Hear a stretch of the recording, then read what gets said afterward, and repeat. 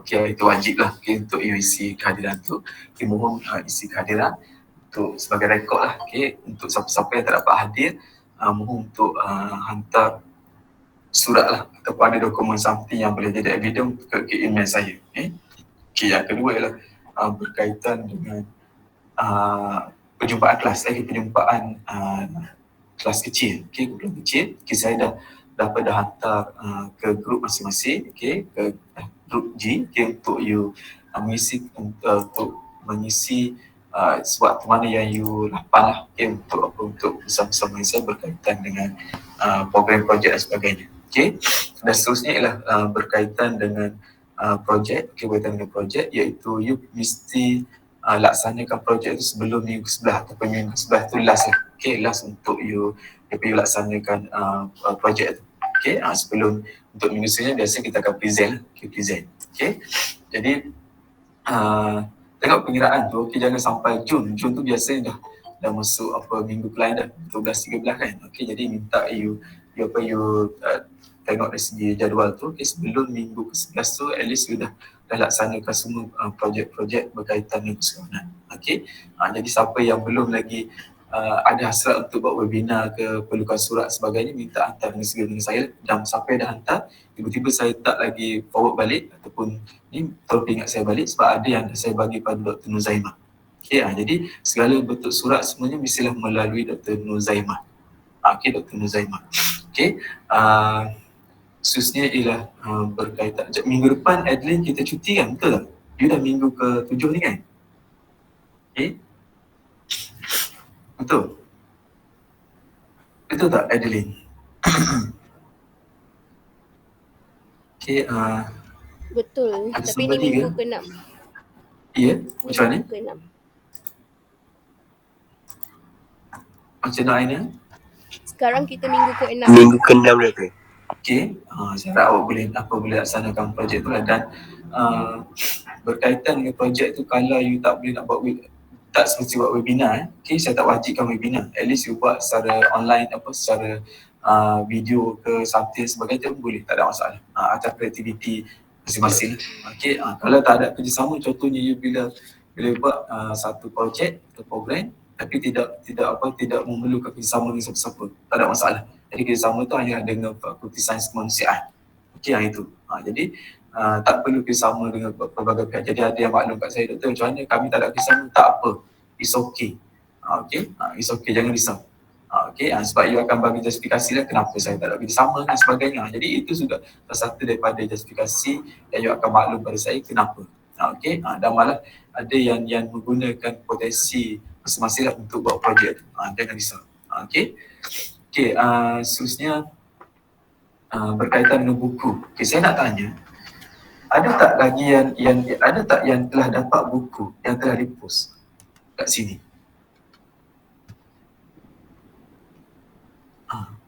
Saya, doktor. Ya. Jadi ada yang dah dapat, tapi ada yang dapat sampai 2 kan? Betul? Saya pun ingat kenapa dia sampai dapat 2 kan? Saya dengar mungkin disebabkan bila buku tu dia melekat kot saya rasa. Jadi yang editor ni mungkin dia minta orang post dan dia postkan tu, dia masukkan dalam envelope tu, dia terlekat. Jadi sebab itulah dia terpost 2 tu. Sebab tu dia dapat buku 2. Jadi ada seorang saya lupa dah nama dia. Dia maklum kat saya dan saya minta dia post kepada rakan dia lain. Yang mana dia minta lewat, dia beli lewat lah.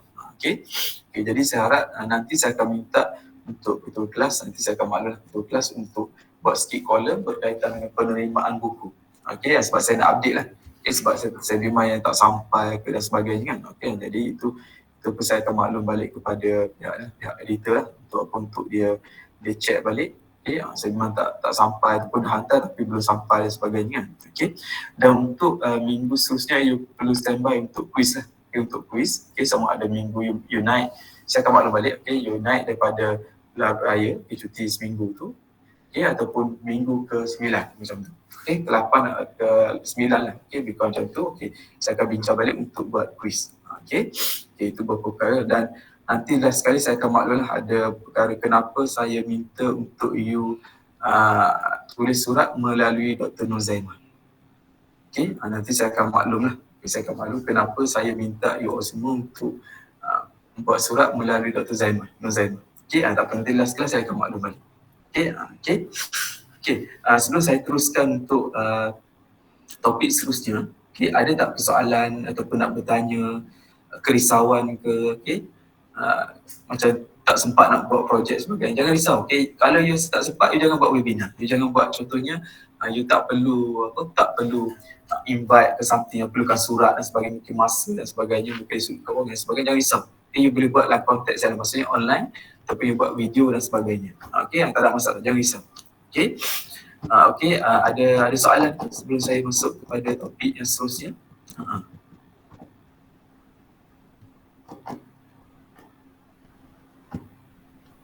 Nak bertanya ke, something ke?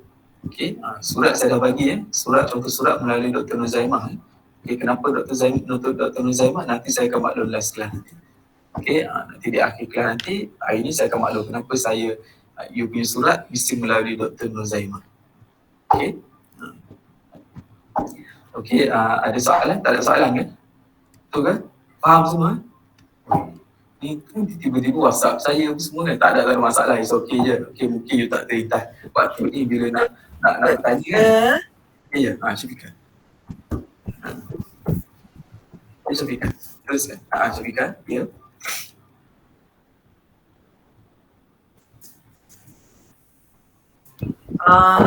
Pasal kertas kerja tu doktor, nanti doktor akan forward balik ke doktor selepas yang doktor semak tu. Okay, atau siapa-siapa nak bertanya lah. Okay, tapi biasanya kita tak ada nak tanya lagi kan. Okay, sebab apa? Sebab mungkin bila buat projek nanti, bila nak proses untuk buat projek tu, nak buat laksanakan video dan sebagainya, barulah ada kan. Okay, tak apa, tak ada masalah. Tapi kalau you terlintas lah, terlintas nak tanya, terus tanya saya. Yang Adeline. Hai doktor, good morning. Sebelum tu saya ada pertanyaan, sedikit kekeliruan. Kalau kami buat pertandingan poster infografik berkenaan kesedaran anti dada saja macam tu, boleh kan? Tak perlu buat kempen. Sebab kalau kami nak buat kempen itu macam yang penting berjalan kami punya tugasan. Itu saja kan?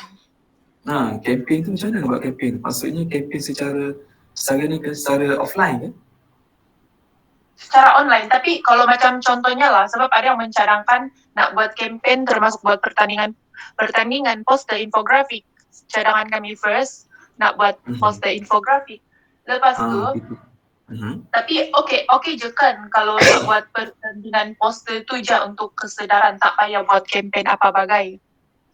Tak apa, tak ada masalah. Daripada poster tu you akan sebarkan set kempen ni, kaedah dia. Teknik berkempen. Di kempen tu maksudnya sebar-sebarkan tu, itu pun kempen dah. Disebarkan lah. Maksudnya you ada satu video kan, you ada satu Facebook, satu IG ke TikTok ke something kan, daripada tu lah you akan sebarkan kan. Itulah okay, thank you doktor. Tapi mainnya kempen ni tak semestinya secara offline. Okay, terpaksa berbicara something tak perlu. Macam dia beritahu tadi, you nak buat pertandingan atau buat poster, then you sebarkan ke TikTok, melalui IG, melalui Facebook, okay, like dan sebagainya, Facebook dan sebagainya kan, YouTube dan sebagainya, itu dah memang betul campaign dah sebenarnya. Okay, thank you doktor. Okay, ada soalan lain?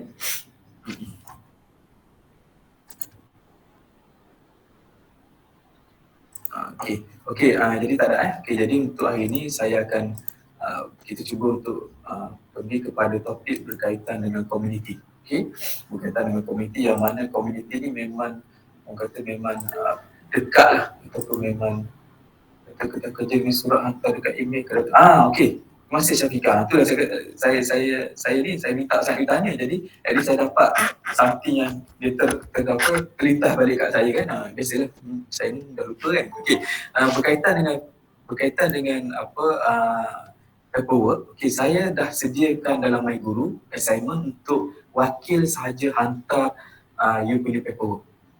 Contoh ketua ataupun setiausaha. Biasanya ketua lah. Okay, misalnya nak minta ketua setiap kumpulan untuk hantar paperwork ke dalam MyGuru. Okay, Dan untuk berkaitan dengan surat, boleh hantar balik email ataupun WhatsApp kat saya, dan peringat kat saya. Biasanya surat tu saya akan baca apa semua. Kalau clear, saya akan forward kepada Dr. Nuzaimah untuk dia mengesahkan dan dia hantar balik kepada saya untuk saya hantarkan kepada you punya group lah. Awak punya ni lah. Bagus Syafiqah ditanya. Kalau tak saya tak terlintas tu. Jadi kertas kerja, paperwork hantar direct terus kepada My Guru. Terus kepada dalam My Guru. Jadi surat tu hantar WhatsApp ataupun email kat saya lah. Nanti saya akan bagi balik, you attach lah balik dalam apa? Dalam you punya dalam My Guru tu boleh hantar satu lagi lah untuk surat ke something, untuk record you lah. Untuk record you. Nanti bila present nanti, laporan nanti hantar kat saya je link. Syafiqah, mestilah bersama dengan surat. Kalau lah you perlukan surat ataupun memang you punya program perlukan surat ataupun memang menyediakan surat. Sediakan surat memang mesti lampir sekali lah untuk report tu. Tapi kalau mereka yang tak perlukan surat, jangan risau. Tak perlu lampirkan. Oh, tak ada email saya. Nanti saya punya sekejap ni.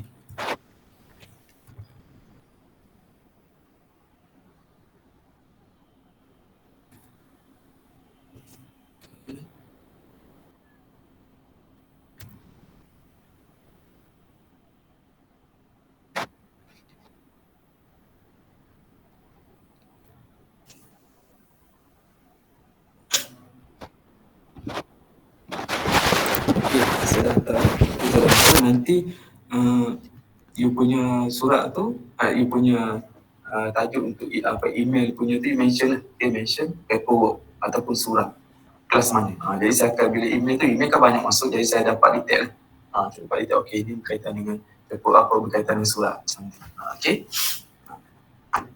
Surat kesekolahan macam tu. Untuk saya tengok balik lah. Ada soalan lain? Tak ada jadi untuk hari ini saya akan menerangkan sedikit berkaitan dengan isu, iaitu berkaitan dengan kemahiran dalam kerja komuniti dan juga bagaimana masalah-masalah sosial yang berlaku dan apakah definisinya, dan bagaimana masalah sosial ini ataupun masalah yang berlaku dalam konteks yang berlaku pada kita ni akan memberi kesan kepada kehidupan manusia. Dan juga bagaimana kita nak menyelesaikan masalah yang berlaku dalam komuniti yang mana sememangnya kerja-kerja komuniti ataupun sukarelawan terbentuk komuniti, golongan sasaran komuniti yang memang rapat dengan kerja-kerja sukarela. Jadi apa yang nak kita cuba sampaikan saya, apa yang kita nak saya nak proses ni adalah berkaitan dengan masalah sosial, kemahiran dalam kerja komuniti dan juga kesimpulan berkaitan dengan komuniti.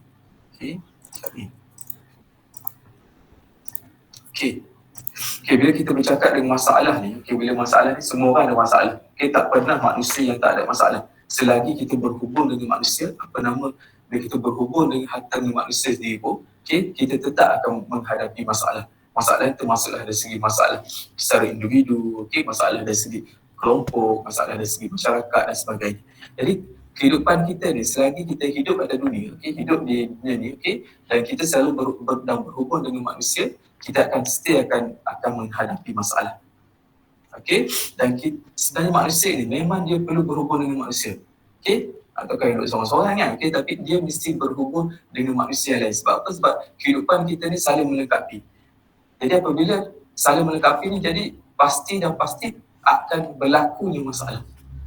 Ini termasuklah apabila you melaksanakan kerja-kerja sukarela. Termasuklah dalam konteks mendekati komuniti. Jadi sesuatu masalah yang timbul atau yang berlaku dan hadir dalam diri kita ataupun dalam masyarakat, dalam komuniti, institusi dan sebagainya, perlulah diselesaikan dengan segera. Sebab apa? Sebab kalau kita tak selesaikan masalah tersebut, maka dia akan semakin untuk bernanah ataupun semakin merebak dan sebagainya. Dia akan mengeluarkan atau akan timbulnya masalah-masalah yang lain yang mana menyebabkan you akan menyimpan ataupun you tidak akan dapat target apa yang you nak capai. Jadi masalah ni sebenarnya atas kita bagaimana kita melihat satu masalah tersebut. Jadi masalah ni sebenarnya ada yang melihat masalah satu beban. Ada melihat satu masalah ni sebagai peluang. Jadi apabila kita sebagai seorang sukarelawan sendiri, yang sentiasa mendekati komuniti, golongan sasaran dan sebagainya, you nak tolong orang. Bila nak bantu orang ni, jadi first tu you perlu lihat masalah itu adalah sebagai peluang. Atau sebagai satu pembangunan yang mana bila you lihat sebagai peluang, you lihat dalam konteks yang positif, maka you mudah untuk menyelesaikan satu masalah dan you akan mencapai ke mana target yang you nak capai. Contohnya you nak bantu seorang golongan miskin ataupun komuniti miskin. Kalau masalah ni dia biasanya ada setengah-setengahnya, sebenarnya komuniti miskin ni memiliki potensi. Tetapi ada setengah-setengahnya melihat masalah ni sebagai satu takdir. Sebagai satu takdir. Takdir ni masih dah ditentukan. Sebenarnya takdir dalam Islam ni katakan bahawa kalau takdir ni satu kali itu tidak akan merubah seseorang punya nasib ataupun takdir itu, melainkan kalau dia sendiri tidak mengubahnya.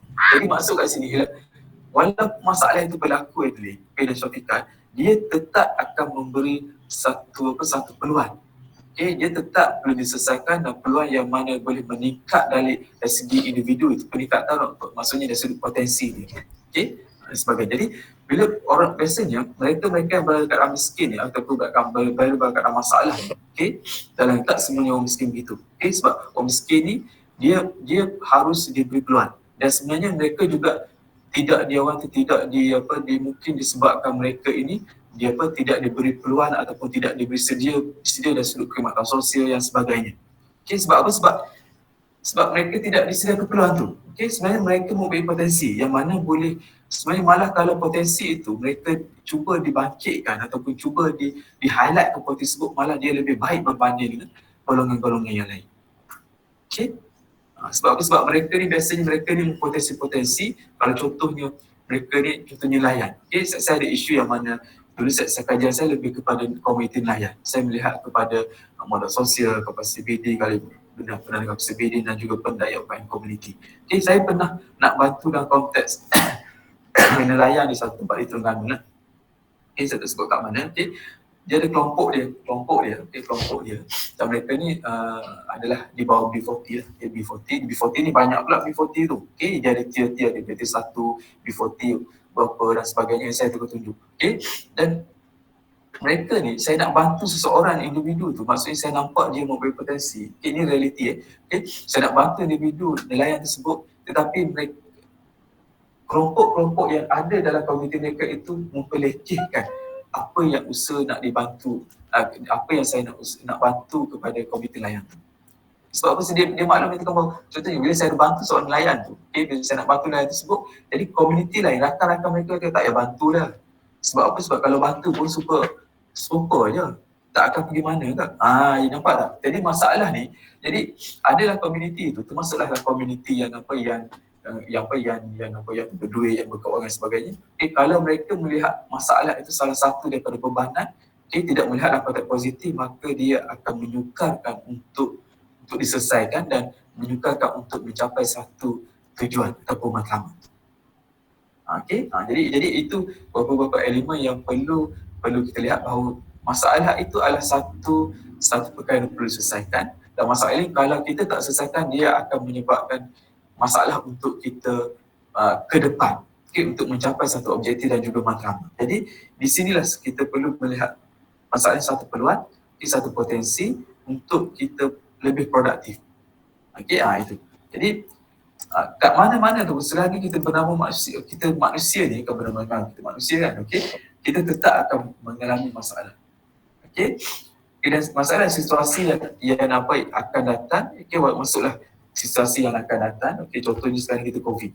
Bila dah berlaku COVID ni, jadi akan datang apa akan berlaku dalam konteks, mungkin dalam konteks pembangunan ekonomi yang tidak teratur, ataupun mungkin berlaku pengangguran, berlakunya daripada kemiskinan, maksudnya daripada M40 turun kepada B40. Itu dikatakan sebagai, kalau konteks kemiskinan ni dikenali sebagai kemiskinan situasi. Kemiskinan situasi, dan itu akan memberi kesan bila berlakunya COVID pada waktu ketika ini, jadi pasti akan berlaku kesan pada akan, termasuk dalam konteks ekonomi, dalam konteks psikologi, dalam konteks masyarakat itu sendiri. Jadi itu beberapa perkara berkaitan dengan masalah. Jadi masalah ni dia mempunyai pengertian yang cukup luas. Okey, tidak semestinya berkaitan dengan kemiskinan, berkaitan dengan pengangguran dan sebagainya, tetapi dia juga mencakupi merangkupi kepada gejala-gejala yang abnormal. Gejala abnormal ini termasuklah dalam konteks kesihatan mental, stres dan sebagainya, skizofrenia dan sebagainya. Itu juga masalah. Masalah tidak semestinya berkait dengan ekonomi, berkait dengan remaja dan sebagainya. Tidak. Okay, masalah ni dia luas. Okay, dia punya definisi itu ataupun mencakupi masalah yang bukan hanya masalah-masalah yang biasa kita dengar, tapi ia melibatkan juga masalah-masalah kesihatan mental. Okay, kalau you lihat contohnya bila malah pelajar sendiri, universiti sendiri, okay, yang mana juga mempunyai masalah bila nak akses internet dan sebagainya, stres bila nak hantar assignment tak dapat hantar dan sebagainya, itu juga ikan sebagai masalah. Okay, gejala-gejala itulah ikan sebagai gejala-gejala abnormal dan juga masalah-masalah di sudut identiti diri. Okay, identiti diri. Okay, dia nak pergi mana identiti itu. Okay, itu juga memberi juga ikan sebagai masalah. Okay, jadi masalah boleh diklasifikasikan sebagai sesuatu yang memerlukan penyelesaian bagi keadaan yang akan menimbulkan kesulitan kepada sesebuah masyarakat. Kita nak bantu komiti layan, kita nak bantu remaja-remaja di bandar-bandar besar. Okay, nampak macam bila dah pada kerja dan sebagainya, mereka bekerja, kita nampak macam dah cukup, tetapi masih lagi tidak mencukupi. Contohnya kalau di Lembah Kelang, okay, you perlu berapa, you perlu ada sumber keuangan, sumber pendapatan tu, kalau 2,500 dan sebagainya, saya rasa tak cukup. Okay, cuba tengok dalam website KWSP, you lihat contoh di Lembah Kelang, di bandar-bandar besar, berapa yang perlu ada. Kalau anak 2 orang, berapa yang perlu ada. Anak 3 orang, berapa yang perlu ada. Okay, ni saya pernah bersama dengan tim Isi Melayu, kita melihat contohnya kalau kat Terengganu tu ataupun Lembah Kelang tu, berapa sumber pendapatan yang diperlukan. Okay, berapa sumber pendapatan yang mereka perlukan untuk hidup, untuk kelangsungan kehidupan di bandar-bandar besar. Begitu. Okay, nampak macam selesa, tetapi juga memberi kekalan tertentu yang perlu kita bantu. Okay, sebab tu di bandar-bandar besar kita lihat dalam konteks kita dah menggunakan contoh dari sudut teknologi dan sebagainya untuk bantu yang berada di bandar-bandar besar. Okay, malah sekali berlaku satu situasi, satu fenomena yang mana kalau dulu kebanyakannya komuniti desa ni, remaja-remaja desa ataupun ahli desa yang pada kampung, mereka berhijrah ke bandar. Sekarang ni dah berlaku fenomena yang mana mereka tidak lagi hendak berada di bandar, tetapi mereka nak pulang ke komuniti asal mereka. Sebab apa? Sebab kekangan dari segi ekonomi. Kalau Lembah Kelang tu saya rasa kalau 2,500, 3,000 tak cukup. Jadi daripada dia orang duduk kat situ, jadi mereka nak kembali semula kepada komuniti mereka.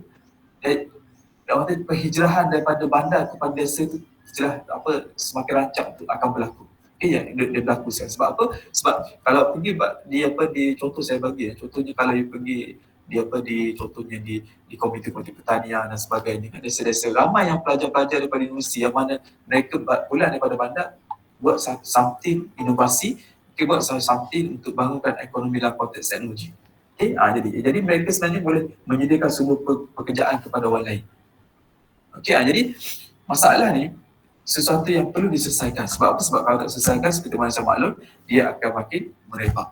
Itu yang berlakunya daripada sumber di bandar-bandar besar, contohnya sumber pendapatan tidak cukup, maka mereka terpaksa tidur menjadi gelandangan pada malam hari, siang hari bekerja tapi malam hari terpaksa menjadi gelandangan dan sebagainya. Jadi perlu diselesaikan dengan keadaan yang sebenarnya. Jangan dikawal masa. Jadi masalah sosial juga berkaitan dengan keadaan sosial tertentu seperti kemiskinan, tidak cukup makanan, jenayah dan fenomena sebenarnya yang menghalang masyarakat daripada mencapai potensi maksimal mereka.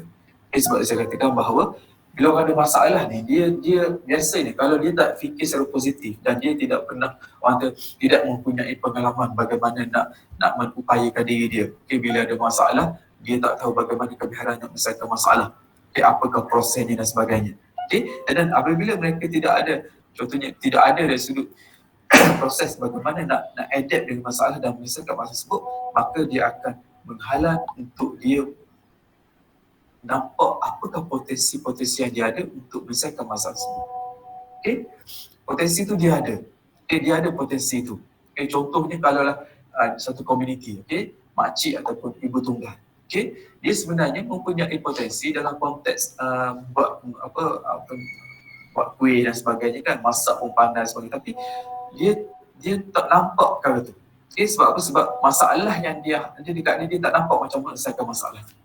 Sedangkan dia mempunyai potensi dari sudut kemahiran dia, bagaimana dia buat nasi lemak dengan sedap kan, okey, nasi lemak sedap, okey, dari sudut jahit, menjahit dan sebagainya, dia sebenarnya mempunyai kepakaran tu, tetapi dia tak nampak. Jadi dia nampak hanya masalah, maka dia tidak boleh ke depan. Jadi siapa nak bantu dia ni? Siapa yang nak bantu dia untuk keluar dia daripada tak nampak, daripada masalah kepada tak nampak kepada potensi? Siapa? Kerja sukarela, okey, aktivis lah, ahli komuniti lah, yang cuba untuk bantu dia, bagi dia nampak jalan berdasarkan kepada potensi yang dia ada, okey, untuk bangunkan diri dia daripada sebelum ni, daripada kemiskinan kepada mereka yang bersumber pendapatan.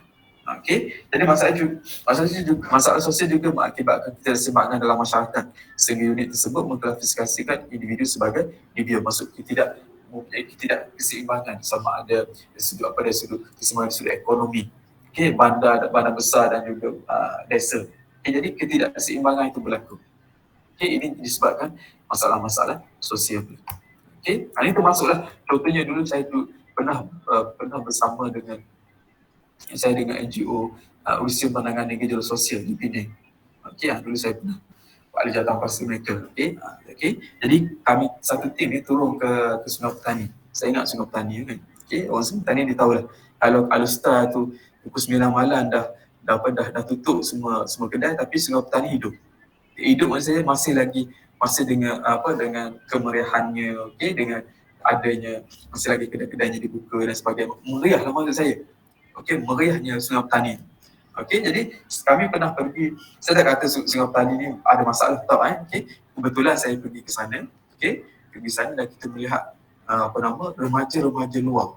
Maksud saya remaja yang sebenarnya Sungai Petani dia macam menjadi satu tempat untuk remaja-remaja berkumpul. Dulu. Okay, sekarang saya tak pastilah. Okay, sebab kalau saya bercakap ni, saya mestilah berasal pada fakta. Okay, mesti saya kena turun lapangan. Jadi kalau dulu Sungai Petani salah satu tempat remaja-remaja suka datang ke Sungai Petani. Sebab apa? Sebab dia berdekatan dengan Penang. Okay, di Penang kan, jadi banyak perkara dia boleh buat. Okay, jadi sebenarnya apa yang berlaku dekat Sungai Petani itu bukan disebabkan belia-belia dia ataupun penduduk di situ, tetapi kerana masalah-masalah sosial itu berlaku adalah disebabkan daripada pihak remaja-remaja yang luar, okay, daripada tempat-tempat yang lain yang berada kat berkumpul di situ, yang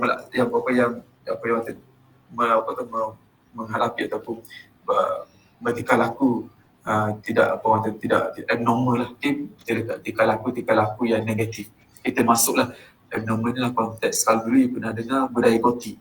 Yang pakai payung hitam kan, yang pakai celok hitam kan, yang pakai bibir hitam kan, yang pakai tisu hitam kan, yang pakai baju sebelah hitam kan, itu gotik kan. Okey, masa tu. Okey. Jadi ada masalah tertentu yang berlaku yang menyebabkan apa yang dia pakai dan sebagainya. Okey, pakaian dan sebagainya. Saya tak salahkan pakaian tu. Okey, saya tak salah pakaian, tapi apa yang dilaksanakan, tindakan tingkah laku yang dibuat tu. Okey, pakaian tidak salah.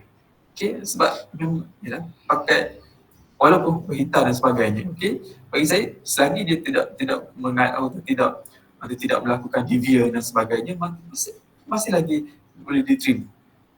Okay, masih lagi boleh diterima. Walaupun, tapi kalau tingkah laku mereka itu melibatkan hidup gam, menagih dadah ataupun mengambil alkohol yang tidak yang secara tidak undang-undang dan sebagainya, jadi dia akan menyebabkan berlakunya gejala-gejala sosial. Okey. Yang masalah ni betul. Okey.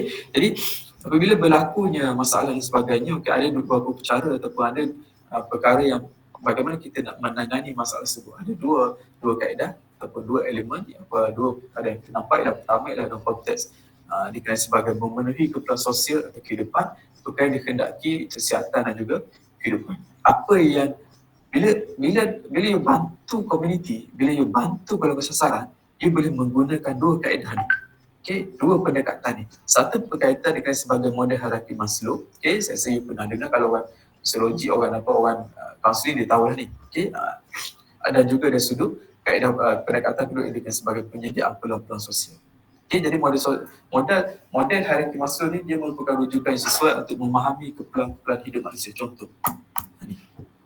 Okay, jadi bila datang dekat you, bila sampai saja dekat ataupun you bila nak bantu individu atau masalah golongan bermasalah ataupun ketika laku tidak baik dan sebagainya ataupun dia memerlukan pertolongan dan sebagainya, okay, you perlu melihat, you boleh gunakan model hierarki Maslow ni untuk melihat bagaimanakah keadaan dia.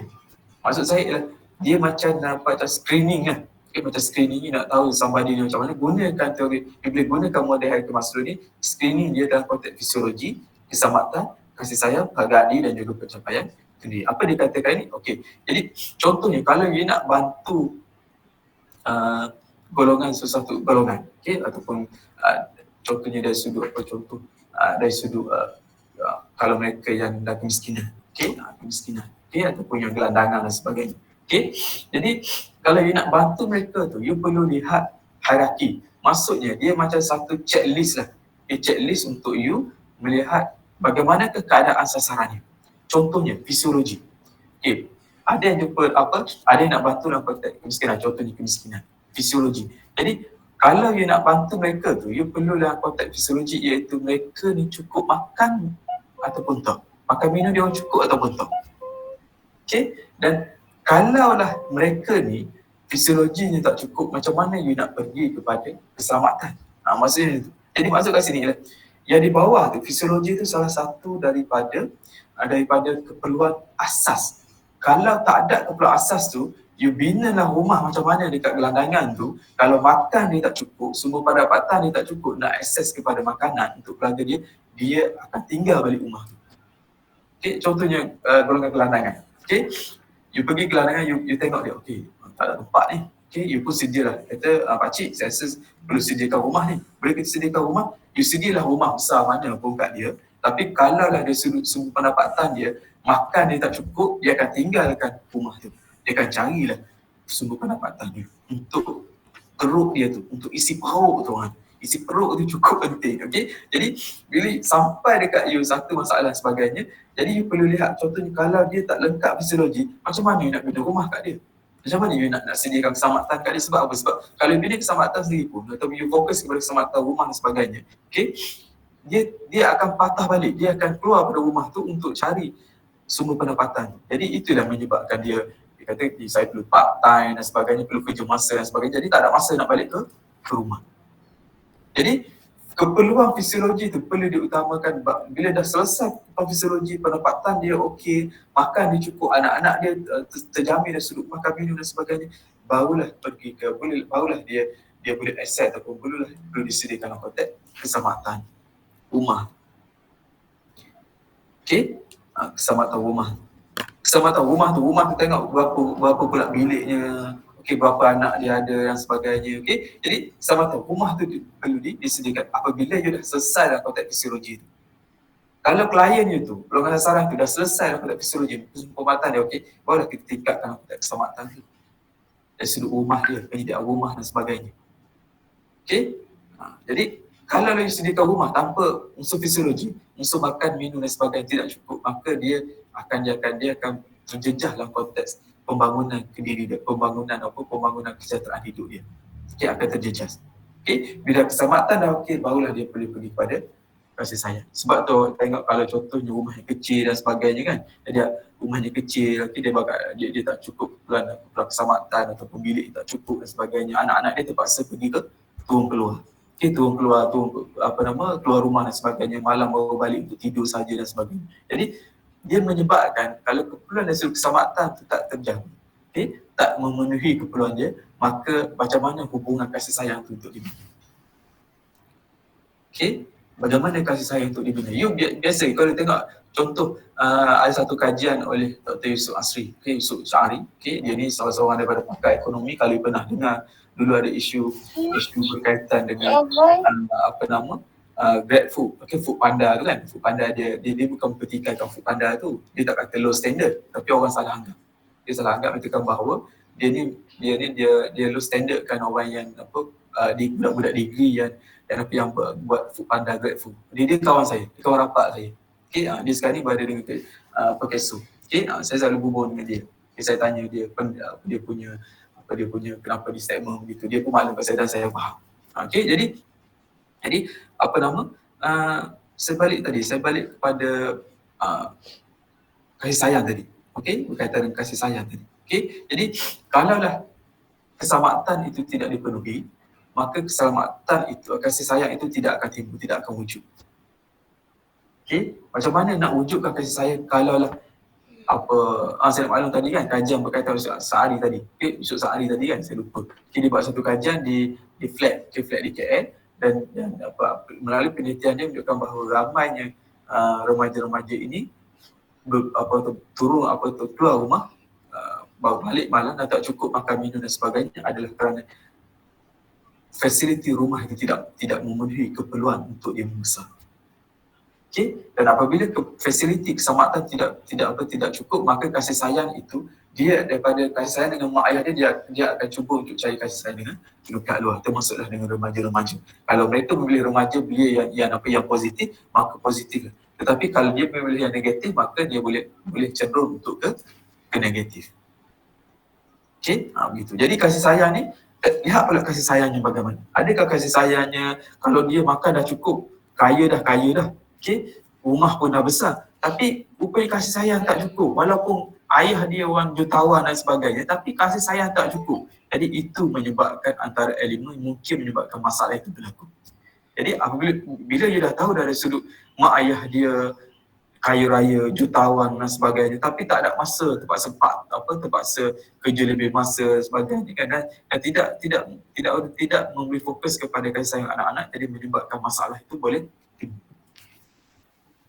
Okay, dan apabila dah lengkap kasih sayang ni, you dah kasih sayang dah cantik, waktu dah memenuhi keperluan dia bersama keluarga dia, bersama dengan mak dia, bersama ayah dia dan sebagainya, adik-beradik dia, pergaulan yang bagus dan sebagainya, barulah dia boleh pergi kepada penghargaan diri.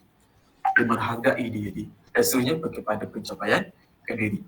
Untuk capai pencapaian diri itu tidak akan tercapai kalau penghargaan, kasih sayang, keselamatan fisiologi tidak dipenuhi. Jadi apabila masalah datang pada ataupun masalah ada isu you nak bantu, ataupun ada golongan yang cuba datang dekat you dan cuba untuk you minta bantuan you untuk bantu dia, boleh menggunakan model hierarki ni untuk cuba analisis dan bantu dia. Okey, ini antara sebagai model hierarki. Okey, itu dari sudut memberi keperluan. Okey, keperluan dari sudut kasih sayang, keperluan fisiologi dan sebagainya. Ada satu lagi pendekatan ini sebagai penyediaan peluang sosial. Maksudnya dari sudut peluang sosial berkait dengan mobiliti sosial. Kalau dulu mobiliti ni ialah satu pergerakan. Kalau dulu nenek dia kerja begitu, ayah dia ada peningkatan, anak dia ada peningkatan. Jadi itu dikatakan sebagai penyediaan peluang sosial. Ini berkait dengan pendidikan, pekerjaan dan juga sumber pendapatan. Okay, peluang-peluang sosial dari sudut pendidikan, dipanggil pendidikan sekolahnya bagaimana, universitinya bagaimana, sumber pekerjaan, perlu sediakan sumber pekerjaan yang bersesuaian dengan potensi yang klien awak punya ada. Okay, ataupun golongan sasaran yang awak nak bantu. Okay, dan juga tengok sumber pendapatan sama ada sumber pendapatan mencukupi ataupun tidak di tempat yang dia berada. Contoh kalau di mana besar, Klang Valley dan sebagainya, berapa sumber pendapatan yang perlu ada. Okay, dan pendapatannya juga perlu adakah mencukupi untuk dia membesarkan anak-anak dan sebagainya. Jadi penyediaan peluang sosial ni biasanya disediakan oleh pihak-pihak kerajaan. Okay, oleh pihak kerajaan yang mana cuba untuk melihat dalam konteks pendidikan individu tu, komuniti tu bagaimana, sudut pekerjaannya, sudut pendapatan dan sebagainya. Jadi ini antara pendekatan yang you boleh gunakan apabila nak membantu individu sebagai sekolah untuk membantu komuniti dan golongan sasaran. Gunakan dua pendekatan ni. Okay, bila sampai dekat masalah, sama ada yang nak gunakan model hierarki, Maslow atau penyediaan peluang sosial ataupun kedua-duanya, tetapi ia saling melengkapi. Okey, saling melengkapi. Okey. Ini kaedah dan kemahiran mendekati komuniti dalam mengenal menepasi satu masalah. Okey, ini salah satu daripada bagaimana you nak proses untuk menyelesaikan satu masalah. Okey, ini jadi proses dia. Okey. Kerja komuniti merupakan profesi yang berkembang di atas kelompok komuniti. Apa yang komuniti nak, yang memerlukan bantuan untuk meningkatkan kapasiti mereka melalui tindakan bersama. Meningkatkan kapasiti. Dia, saya buat kajian berkaitan dengan pembinaan kapasiti, itu meningkat kapasiti. Kapasiti ini sebenarnya ialah apa yang mereka ada. Dia dah ada dah sumber patan, dia dah ada dah sudut rumah, dia dah ada dah sudut kemahiran dia dah ada dah sudut bagaimana nak masak nasi lemak. Okey, itu kapasiti yang dia ada. Maksudnya dia pandai macam mana nak memasak dan sebagainya. Tetapi bila kita bekerja komuniti, kita cuba untuk meningkatkan kapasiti dia. Contohnya kalau dia mempunyai kemahiran dalam konteks teknologi. Jadi bagaimana kita nak tingkatkan kemahiran teknologi dia. Itu dikatakan meningkatkan kapasiti itu. Okey, dan melalui tindakan bersama. Jadi dalam komuniti itu apa yang dia ada? Sumbernya banyak, sumber alamnya, sumber sekitarannya, sumber budayanya, sumber politiknya. Okey, sumber ekonominya, sumber fizikalnya dan sebagainya. Jadi dalam komuniti ini dia mempunyai sumber-sumber tertentu yang boleh ditingkatkan untuk bantu komuniti mereka. Okey, nanti saya tunjuk bagaimana sebenarnya ada sebagai modal-modal. Modal ni maksudnya bukan dari sudut kewangan. Okey, modal ni dalam komuniti, dalam konteks pembangunan komuniti juga modal itu adalah sumber. Tapi dalam konteks pembangunan komuniti ini kita juga mengenali ia sebagai modal.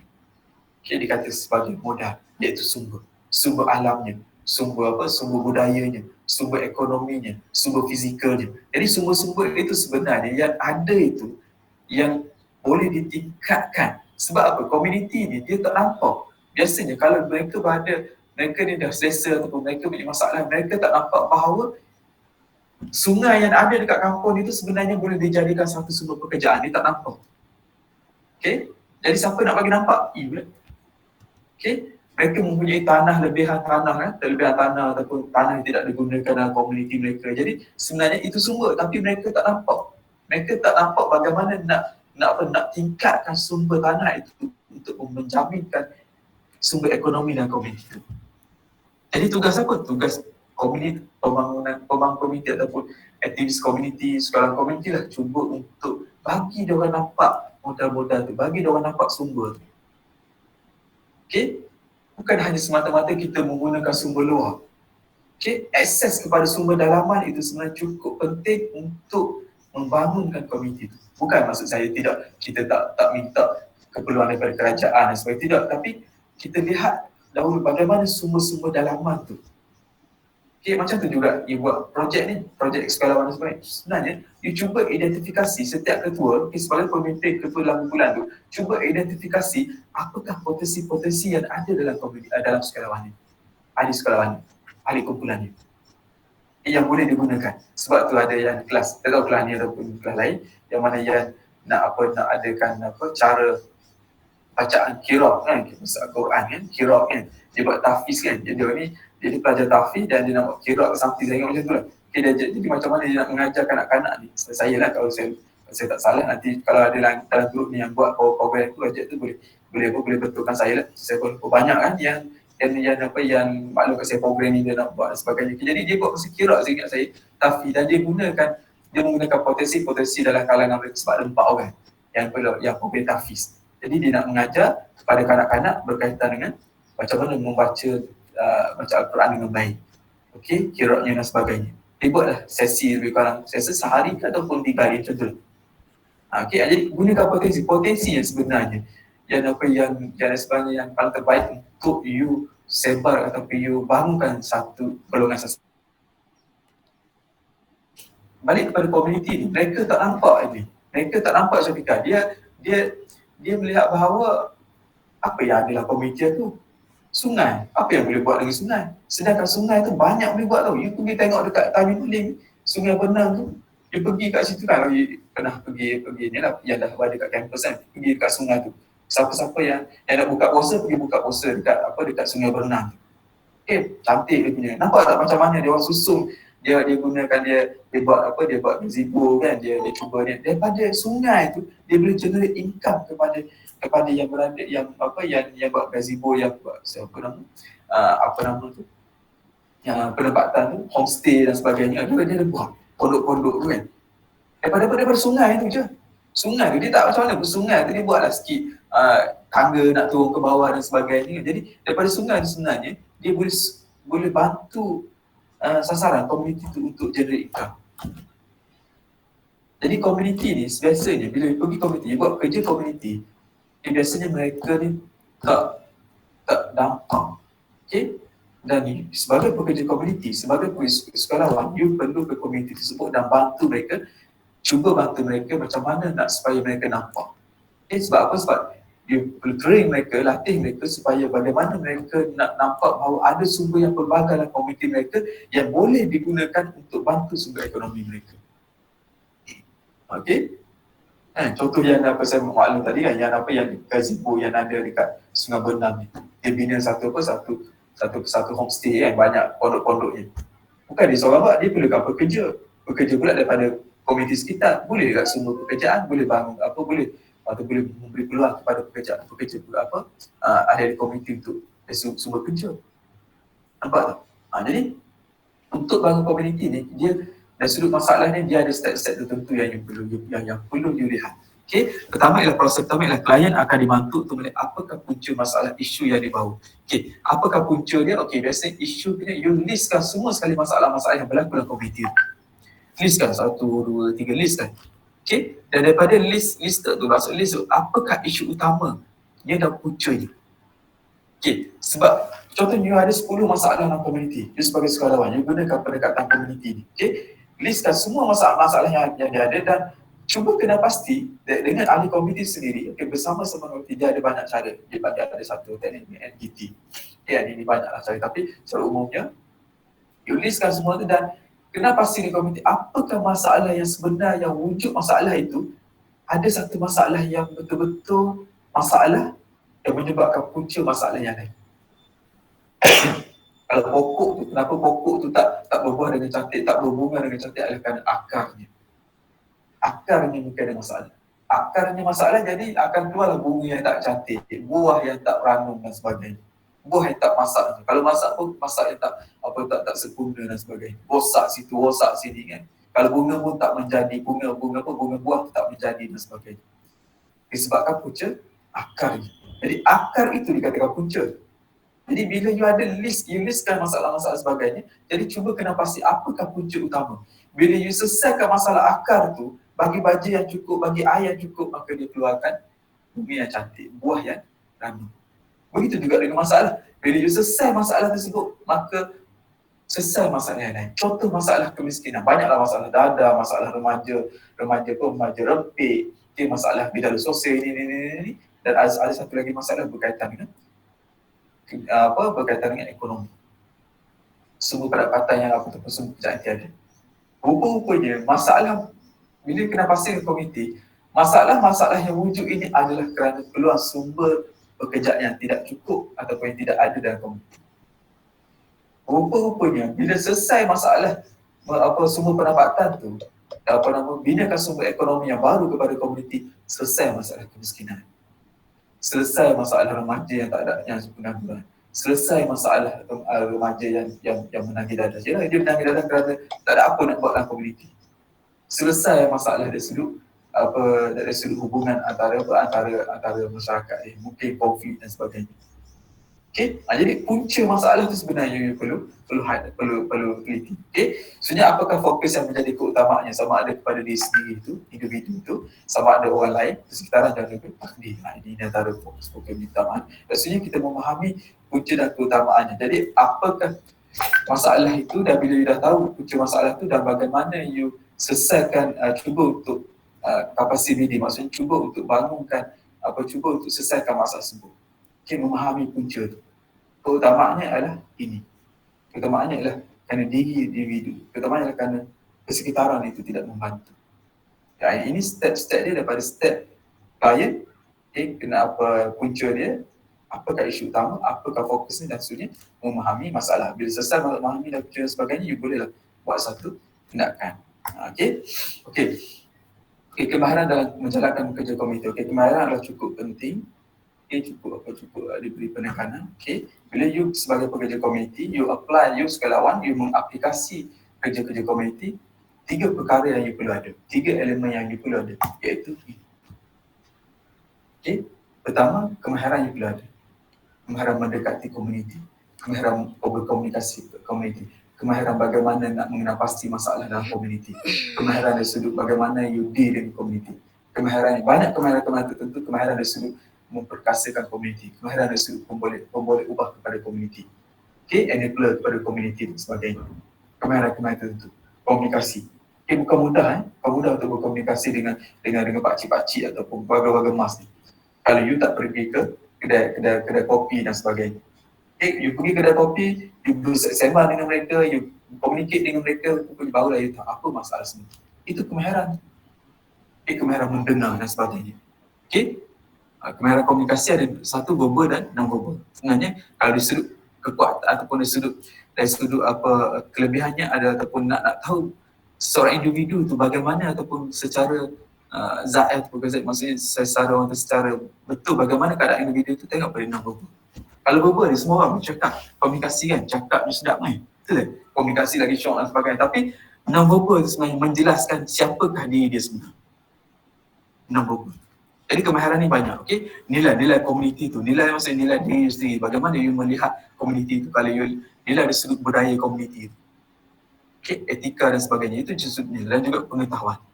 Jadi ketiga-tiga rangkuman ini adalah satu pelengkap untuk you menjadi seorang pekerja komuniti yang berkompeten ataupun menjadi seorang sekolawan komuniti yang berkesan. Jadi ketiga-tiga perkara ini cukup penting. Ketiga-tiga ini akan memberi satu pengalaman untuk you bagaimana nak membantu komuniti. Kalau you hanya sekadar tahu saja pengetahuan dari sudut teori tanpa praktis, bagaimana nak praktis ke lapangan, you terhadlah kekangan untuk bantu komuniti.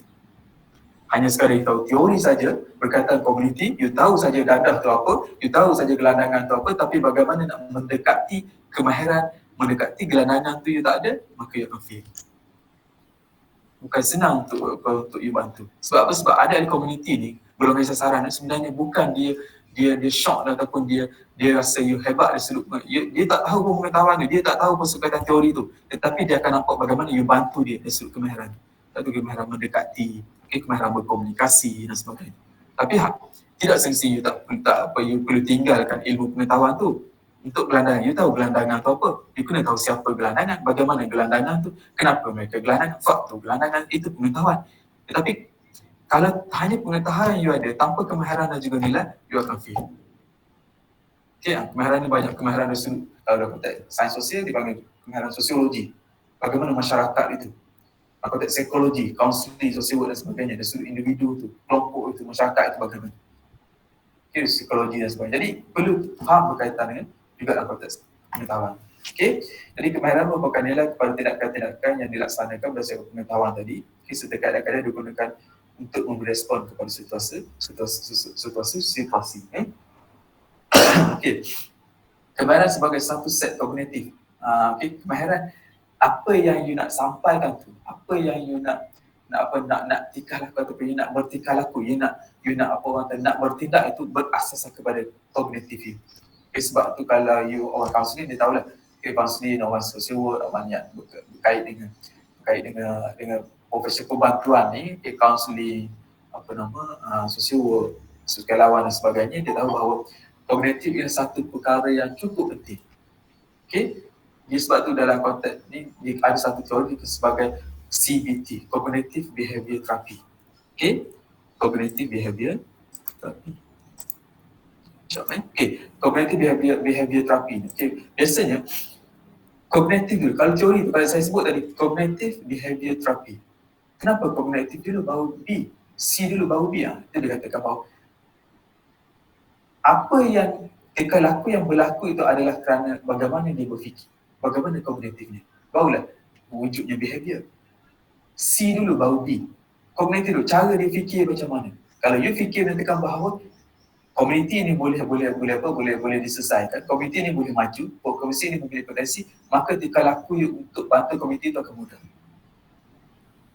Ini berdasarkan pengetahuan nilai, etika dan kaedah yang boleh menghasilkan perkhidmatan.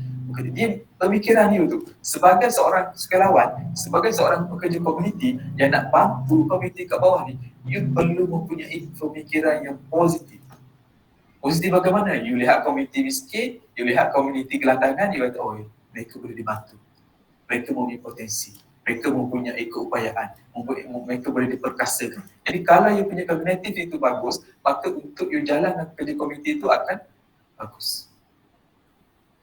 Okey, kemahiran adalah merupakan perkara penting untuk mata pelajaran mencapai untuk mereka dan kemahiran sebagai pengetahuan yang dipelajari dan ia berkemampuan untuk menyalurkan pengetahuan kepada golongan yang memerlukan. Itu dikatakan bahawa kognitif itu cukup penting. Kognitif adalah satu elemen yang cukup penting.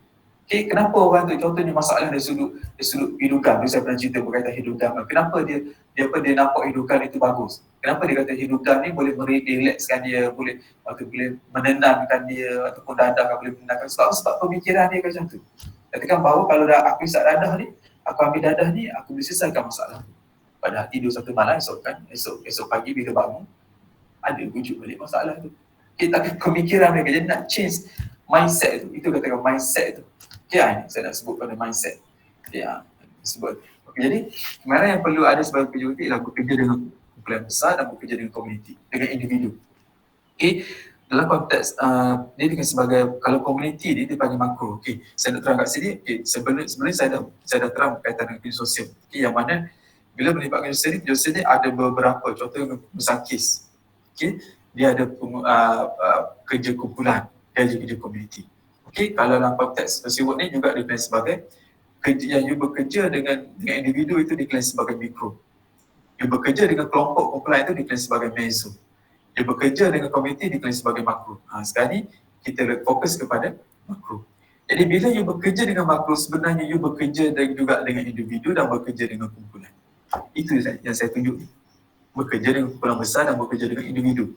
Macam mana you nak bantu komuniti, you nak bantu contoh you nak bantu Alexander, you nak bantu komuniti tu kalaulah ada toksik dalam komuniti. Faham toksik? Individu yang bertoksik. Macam saya nak bantu nelayan tu Halid. Saya nak bantu dah Halid, saya nak bantu dah nelayan tu. Saya kata dia ni bagus, dia boleh. Tapi tiba-tiba ancaman tu toksik daripada rakan-rakan dia menyebabkan dia tu, tak payah bantulah doktor, kalau bantu pun super kami ke? Macam tu ke? Okay? Tak payah bantulah Halid tu. Tak payah bantulah Halid, super tula ke? Tak ke mananya? Toksik itu masalah. Jadi, itu dikatakan kalau you nak bantu komuniti ni, you perlu juga bekerja dengan kumpulan komuniti toksik tu. Kumpulan yang lebih besar, you perlu juga bekerja dengan individu. Bila kumpulan ni meleki-lekikan individu, mungkin individu tu akan rasa, tak apalah doktor, tak payahlah. Kalau kawan saya cakap saya macam tu, tak payahlah. Okay, sebab tu dalam komuniti ni, you bukan hanya bekerja, contoh Halid, you seorang pekerja komuniti. Jadi you nak bina satu polisi. You bukan hanya berkaitan dengan polisi, tetapi you juga bekerja dengan individu dalam komuniti. You bekerja dengan, bagaimana bekerja dengan kumpulan dalam komuniti. Bukan senang ni. Okay, bukan senang. Ada setengah je, you sebagai sekolah, you bantu individu, yang lain kata jealous. Halid ni bantu dia saja, kita tak bantu ke? Itu juga memberi masalah Alexander. Okay, itu akan memberi masalah. Sebab tu saya tekan bahawa bila you bekerja dengan makro, bekerja dengan komuniti, you perlu juga faham berkaitan dengan unsur-unsur individu dan juga kelompok. Okay.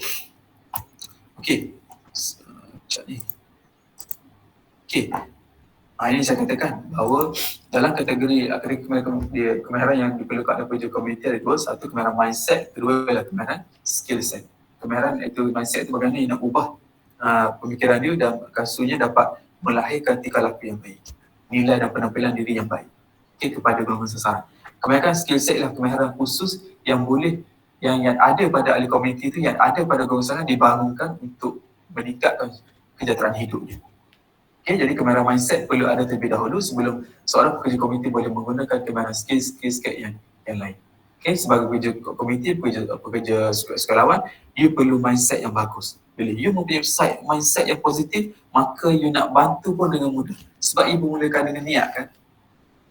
Okay, kita dah belajar sebelum ni kan, apa berkaitan dengan sukarelawan ni. You bermula dengan niat. Elemen yang ada dalam kalau siapa dah beli buku tu ada satu bagi niat kan, altruism apa semua tu. Okay, kita perlu bermula dengan niat.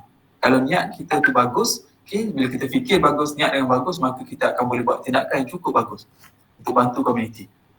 Walaupun dia dalam OKU, dia nampak macam tak boleh berjalan dan sebagainya, nampak tidak ada potensi dan sebagainya. Tapi kalau you berfikir positif, you akan boleh boleh melaksanakan satu projek Alexander, you boleh bangunkan komuniti, you boleh bantu dia dengan keadaan yang baik. Itu cukup penting. Okay, sentiasalah. Saya rasa bukan hanya dalam konteks kerja sebagai sukarelawan, sebagai kerja komuniti. Manusia sendiri Alexander perlu berfikir positif. Okay, perlu berfikir positif. Kan? Kalau kita negatif, saya rasa payah. Okay, seperti yang saya maklum sebelum ni, ada kes yang main jumpa kat saya. Nangis-nangis depan saya, dia ada masalah hubungan seks luar nikah kan. Okay, masalah saya ada masalah dan sebagainya. Saya cool down dia, betulkan balik mindset dia. Okay, supaya jangan dia rasa terbeban. Okay, jangan rasa terbeban. Maka dia pun, kita buatlah satu intervention, apa program-program tertentu, dia nak pergi ke mana, hantar ke mana, dia nak rujuk pada siapa dan sebagainya, sampailah dia boleh hidup dengan baik. Okay, dia punya pasangan dia tu ialah manusia kan. Okay, sekarang ni orang hebat di Sabah. Okay, saya tak perlulah maklum siapa kan, dekat mana dia duduk semua kan. Orang Semenanjung dah pindah ke Sabah dan dia menjadi seorang yang hebat di Sabah. Tak perlulah. Okay, itu dia punya pasangan dia. Okay, jadi kita perlu mempunyai mindset yang positif. Okay, setkan pemikiran kita sebagai pekerja komuniti, sebagai pekerja sosial, mindset yang positif. Kita yakin bahawa komuniti itu walaupun nampak tak ada apa, tapi mempunyai potensi yang ada untuk dibantu. Okay, jadi itulah antara elemen yang perlu ada Alexander sebagai seorang sukarelawan. Okay, ini antara kamera-kamera yang perlu ada. Okay, kamera mendengar dan memahami klien, kamera mentafsir informasi. Maklumat ni banyak Alexander. Okay, dia ada, kalau maklumat ni dia ada dua jenis maklumat. Okay, dalam komuniti kita ada dua jenis maklumat. Satu, maklumat hard data. Kedua, soft data. Hard data ni ialah contohnya you nak bantu satu komuniti, contohnya nak membantu komuniti, you nak bangunkan pembangunan komuniti orang asal atau orang asli Alexander. Okay, biasanya hard data ni you akan dapat file-file daripada JKN, daripada Jaguar dan sebagainya. Okay, itu hard data. Tapi itu tak cukup Alexander kalau you tak ada soft data. Soft data ni ialah you pergi ke komuniti sendiri, tanya dia betul atau tak. Malah you boleh recheck balik apa yang ada dalam file yang you dapat daripada Jaguar, you dapat daripada JKN, you dapat daripada Kemas. File ni bertambah-tambah kan, penuh dengan file kan. Jadi adakah betul tak betul ni file ni kan. Jadi hard datanya dah ada. Soft data itu yang perlu juga ada, iaitu you pergi kepada komuniti, sebar dengan mereka secara friendly. Okay, kalau orang aktivis ni dia panggil homo kan, homo punya style. Dia gelap-gelap apa semua, tapi dalam masa dia dapatlah satu maklumat. Okay, tafsir balik maklumat tu. Okay, kamera mengekalkan hubungan profesional dengan klien. Okay, dengan komuniti tu. Okay, mesti ada you tak boleh ambil kesempatan kepada komuniti. Okay. sebab ada yang ambil kesempatan yang mana komuniti tu dibangunkan pada produk dan sebagainya. Okay, you nampak ini boleh generate income aku ni, aku nak jual lah barang dia kan. Memanglah you dah bantu dah Alexander, you dah bantu dah macam mana nak keluarkan produk, nak hasilkan produk makanan dan sebagainya. Tiba-tiba hubungan tidak profesional, boleh tak saya jadi agent? Habis. Okay, itu hubungan profesional tu perlu ada. Okay, yalah, dia buatnya. Nanti saya tunjuk salah satu daripada program-program yang saya bersama dengan saya fellow studi, fellow berhormat di UMK yang saya tunjuk. Okay, kamera memahati dan mentafsirkan tingkah laku verbal dan bukan verbal. Okay, tengok dari sudut verbal. Cakapnya bukan main lantang lagi, tapi verbalnya tak sama dengan apa yang dia cakap. Itu pun yang perlu perhati. Okay, kamera menyelesaikan masalah dan membina kepercayaan klien. Kepercayaan klien cukup penting. Itulah dikatakan ada kerahsiaan, ada prinsip kerahsiaan, tidak mungkul dan sebagainya. Okay, kamera berbincang isu-isu sensitif dan emosional. Okay, macam mana you nak berbincang berkaitan isu-isu yang agak tabu. Tabu tahu tak Alif? Tabu tahu kan? Tabu tahu. Okay. Tahu kan tabu kan? Alexander tahu tabu Alexander. Tabu. Okay, Alif, you boleh terang tak apa yang berkaitan tabu Alif? Dia macam perkara yang macam tak boleh itulah. Tak boleh disuara. Sebab masyarakat marah, komuniti marah. Dia macam sensitif lah untuk sensitif kan? Alexander, dia berkaitan dengan perkara-perkara sensitif. Okay, contohnya saya pernah buat, saya bersama AIG 8 Action Research Group. Kita pergi satu kalau orang Penang dia tahulah. Okay, perkampungan apa Melayu kan. MIGD dia tahulah. Okay, satu flat. Okay, saya pernah nak benda yang menjadi ritual sesuatu puan. Kepala ya betul. Tidak boleh Lin. Okay, satu kali tabu kan dia macam satu karya yang tak boleh disentuh tapi sebenarnya boleh sentuh. Okay, contohnya dulu saya pernah saya dengan AIG 8 Action Research Group, kami juga bercakap berkaitan dengan pendidikan seks. Okay, pendidikan seks dia pernah dengar kan? Okay, pendidikan seks orang salah anggap. Itu masa saya tahun 2006. Masa tu saya dengar 2006 lebih kurang lah 2006 ke 2009 macam tu lah. Okay, saya dengar diorang. Okay, jadi kita nak bercakap berkaitan dengan pendidikan seks. Jadi orang salah anggap kalau pendidikan seks ni maksudnya you nak ajar budak-budak buat seks ke? Sudah aku. Itu aku tak boleh maklum lah, Lik. Kan? Semua dah canggih lah. YouTube apa semua kan, apa semua kan. Syakilah kan, aku tak boleh maklum lah itu. Semua dah kan. Tiba-tiba sebab tu you guna, nanti ada anak-anak you control you punya telefon. Saya tengok anak-anak sekarang banyak dengan TikTok. Okay? Saya buka TikTok kan. Ini satu ni lah, satu apa, bila berkaitan media sosial ni, salah satu yang saya risau ialah antara couple ni, pasangan ni, walaupun tak berkahwin lagi, okay? Pergi makan Adeline, pergi makan satu kafe, sampai ke kafe, masing-masing duduk main telefon. Aku kata, macam mana ni diorang ni, kan? Jadi saya terfikir tak romantik lah. Kan? Masing-masing duduk main telefon. Aku kata nak jumpa pun payah. Jumpa pun payah. Bila jumpa tu, duduk main telefon. Aku kata tak romantik tu. Ni kawan saya orang Indonesia. Kami pernah duduk kafe di USM. Kita beritahu orang parti. Dia cakap kat saya. Zukri, cuba kau tengok couple tu. Nak keluar bukan mudah kan? Tapi dah keluar main telefon. Tak romantik orang Malaysia ni. Kalau kata apa dia ni? Tak romantik dia cakap kat aku. Orang Malaysia ni tak romantik. Kan? Bila berkait dengan media sosial. Okay, saya balik. Masalah tu ni. Okay, sebab saya juga ada tengok juga berkaitan dengan TikTok semua kan. Ada seorang individu ni, ayah dia ni, marah si anak dia. Anak dia ni kembar. Saya tengok TikTok, saya tak tahu saya kat mana kan. Saya pun ada TikTok yang misal. Saya nak faham awak semua ni, saya perlu aplikasi teknologi. Tapi pandai-pandai macam mana, terus influence experience kata yang betul. Kau pandai dia kan. Jadi, saya tengok tu, si anak ni, budak saya umur lebih setahun dah berjalan ni. Dia tengok TV. Dia tengok televisyen tu. Jadi dia kembar dua anak-anak dia kembar. Jadi dia berbalah sama dia. Kata ayah dia tu pergi marah si yang bagi tangan dulu. Sebenarnya dia bukan bermula daripada si anak tu gaduh. Sebenarnya bermula daripada si ayah tu duduk sibuk dengan telefon. Duduk atas kursi tengok telefon. Sedangkan peluang you you dah kerja. You bekerja. Time tu lah yang nak tengok anak-anak you. Betul. Tapi dia sibuk dengan telefon. Bila kawan tu bergaduh, you salah seorang tu. Dia marah pula seorang tu.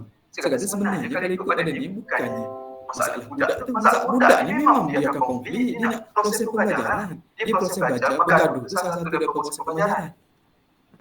Kan? Sebab tu saya suka kalau you ada kebun, you ada sawit, ada padi, kan apa semua tu. Tapi anak-anak ni bermain. Jangan risau. Dia belajar dengan alam. Okay, you buka satu cerita dia sebagai Laskar Pelangi.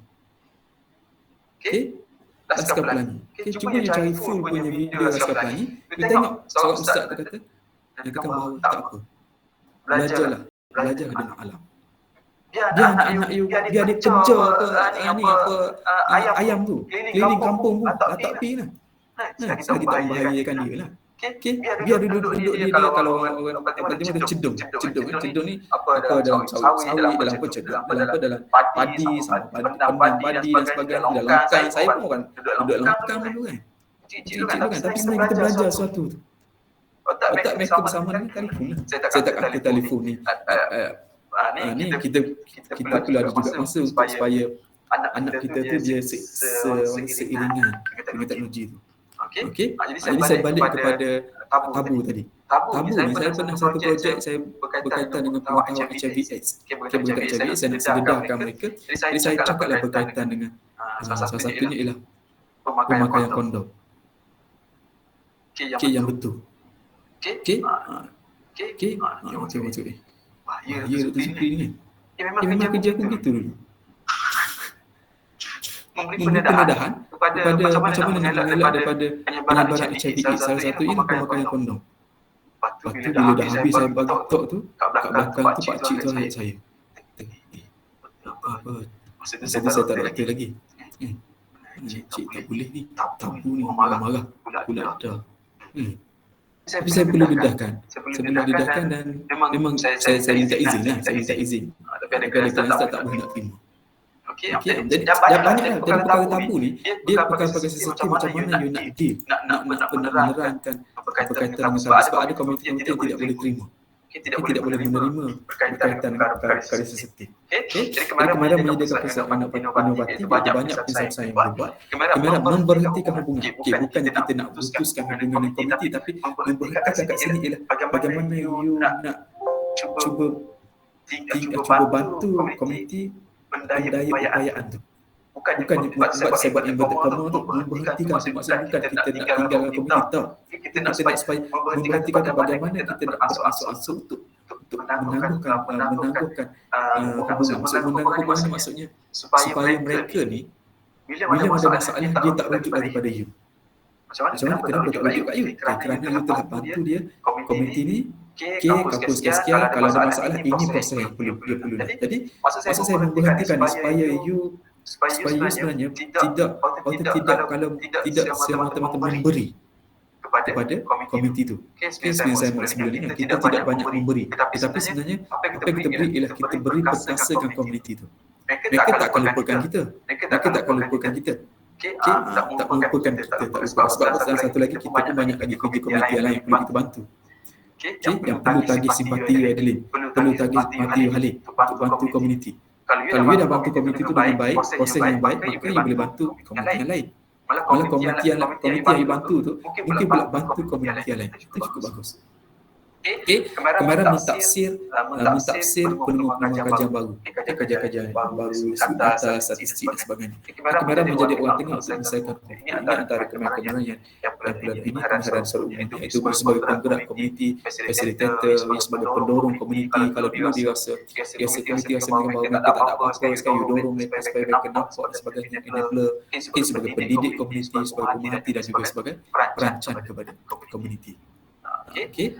Jadi ni konsep saya kata komunikasi ni akan ada satu topik yang khas berkaitan komunikasi. Komunikasi cukup penting. Sebagai komunikasi lah orang trust you. Daripada komunikasi ni banyak verbal dan non-verbal. Orang trust you, orang percaya you. Daripada komunikasi juga memberikan idea dan maklumat yang mudah untuk dikongsi dan juga mengenali pekerja komuniti secara komunikasi boleh ke klien mengenali pekerja komuniti secara tidak langsung. Kita tengok Adeline ni bagus, dia memang betul-betul nak bantu aku. Cara dia bercakap, cara dia bertindak, cara bila dia buat mesyuarat dan sebagainya, memang dia nak bantu aku. Itu komunikasi. Okey. Kerja komuniti menggerakkan komuniti melalui sumber-sumber. Kenal ni katakan sumber ni. Sumber ni saya share satu ni. Sumber ni katakan modal. Ini yang dikatakan sebagai modal. Okey, saya nak share apa dikatakan sumber-sumber ni. Saya terlintas ni, saya ada satu slide ni saya bagi tok dengan Inisa lah.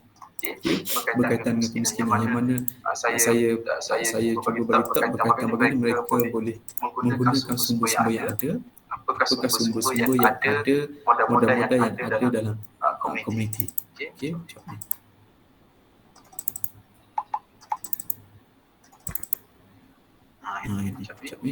share. Bila kita sebut kata sumber ni, banyak sumber. Sumber sama ada sumber dalaman ataupun luaran. Tapi yang penting you perlu dahulukan sumber dalaman. Sebab sumber dalaman tu, mereka ada sumber dalaman maka mereka tidak perlu sepenuhnya sumber luaran. Luaran ni maksudnya dibantu oleh kerajaan dan sebagainya. Tak bila kita dah kenal pasti apakah sumber. Okey. Ini salah satu daripada kenapa yang saya buat webinar ni dipanggil saya fellow penghormat di Institut Pendidikan dan Pengurusan Kemiskinan. Okey. Jadi ini berkaitan kemiskinan. Ini banyak PDK makanan. Okey, dulu 2009 lain 2019. Jadi ada garis kemiskinan tu dah berubah. Okey. Ini konsep kemiskinan. Ini cuma kat sini statistik sehingga 2021. Okey. Miskin miskin dan sebagainya. Okey.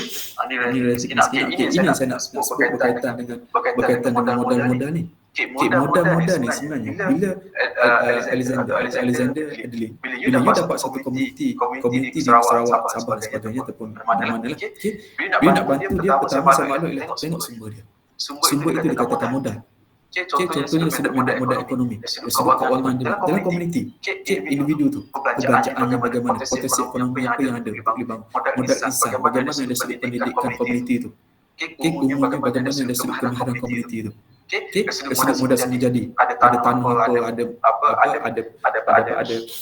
sumber apa, pisang ke durian ke something yang boleh dia boleh dibangun ekonomi tu kan. Kalau pisang, kita punya pisang tu selama ni jual saja, tapi mungkin ada inovasi. Itu dia kata. Sebab tu pentingnya you tahu, you faham berkaitan dengan sumber tu. Modal fizikal.